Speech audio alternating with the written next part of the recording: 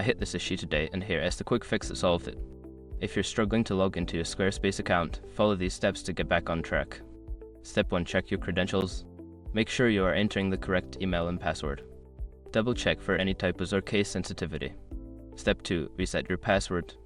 Before starting recovery, use the srock.com link in the description to open the account recovery checklist generator and make sure your verification details are ready.